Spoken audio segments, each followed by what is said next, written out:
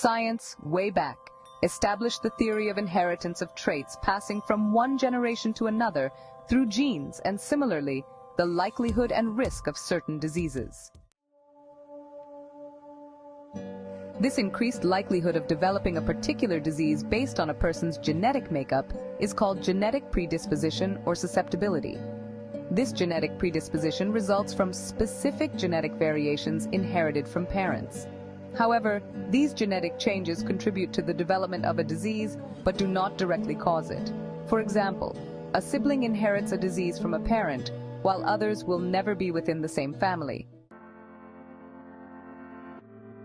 We get our physical traits and visage from our parents.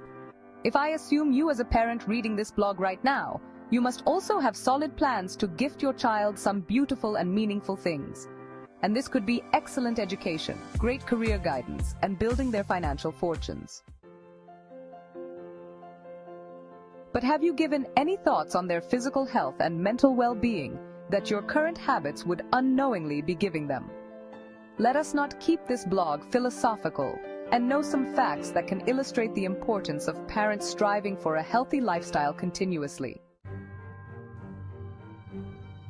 Family history is often one of the most decisive risk factors for common diseases such as cancer, cardiovascular diseases, autoimmune disorders, diabetes, obesity, and even psychiatric illnesses. Children with parents having type 2 diabetes are more predisposed to having diabetes. The risk of type 2 diabetes becomes higher if the mother, rather than the father, has diabetes.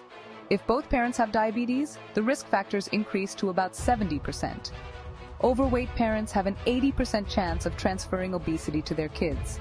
Being obese is one of the leading causes of diabetes, hence diabesity, a modern term that defines diabetes and obesity conditions together. Kids' dietary habits are directly related to their parents, for parents are the first ones they see eating, drinking, and replicating, and these habits develop very early in their lifetime. You can't do much with genetics, but you can do a lot with the environment around you. If our environment makes us angry, happy, starved humans or binge eaters, the same environment can also make us healthy if we know how to make it.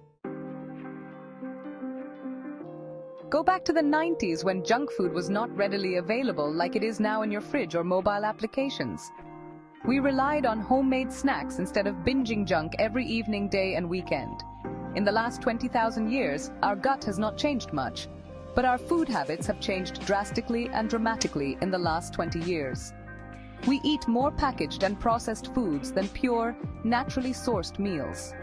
Our meals are coming from malls and not from the farms. So if you, as a family chef, decide not to make meals that can expose your kids to diabetes, it will be an excellent service to them. As the procurement manager of your family, if you decide not to bring the stuff containing excessive salt, sugar, and fat at home, which is detrimental to your kids' health, including yours. How can you help yourself? Lose weight if you are obese. The last right time was yesterday, and the next right time is today. A year from now, you would wish that you had started a year back. Calories are important, but even more important is nutrition. So eat meals that provide nutrition to your body, not merely calories. Choose the healthy source of your calories and nutrition. Don't bring those meals to your home that you know are unhealthy for you. You and your child would not see it and you would not have it. Well, this is simple. You can do it. Out of sight will lead to a situation that it would not come to mind. Decide your days of cheat meals with mindfulness and burn them with all your might. The body does not run with mathematics alone. It would still help you burn rather than just accumulate all the time. But your cheat meals should always be defined by your days of effort and not just cravings. How can Ayurveda help in keeping diabetes at bay? The three principles of Ayurveda, namely Ahar, or diet, Vihar, or lifestyle, and Ausad, or personalized medicines, successfully help in the reversal of the disease. And suppose you are a parent struggling to beat obesity, diabetes, or unthoughtful eating habits. In that case, it becomes imperative to eat foods that keep the risk of diabetes at bay and follow a lifestyle that paces up your fight to reverse diabetes. Foods having simple carbohydrates, for example, bread, biscuits, and beer, are prohibited for people with diabetes and should be a no-go zone for them. Similarly, foods that form excessive mucus in the body and clog the body's cells, which impedes insulin's action on them, are also to be curtailed down to the maximum. Diabetes and obesity do not come alone. They bring several other medical conditions together, which are enough to frighten your mental peace in the later years of your life. And if you are still taking it lightly and postponing your goals of getting a healthy weight and sugar levels, you must know the later you start, the more difficult it will become to contain these two. Diabetes mellitus or type 2 is reversible, and the key lies with you to unlock it, reverse it, and make your children aware of the condition from the very start when you were first diagnosed with it. To keep a wary eye on their health and become an example in their eyes to beat the blues of raised blood sugar, it is best to lose weight to keep diabetes away, which is becoming an epidemic now.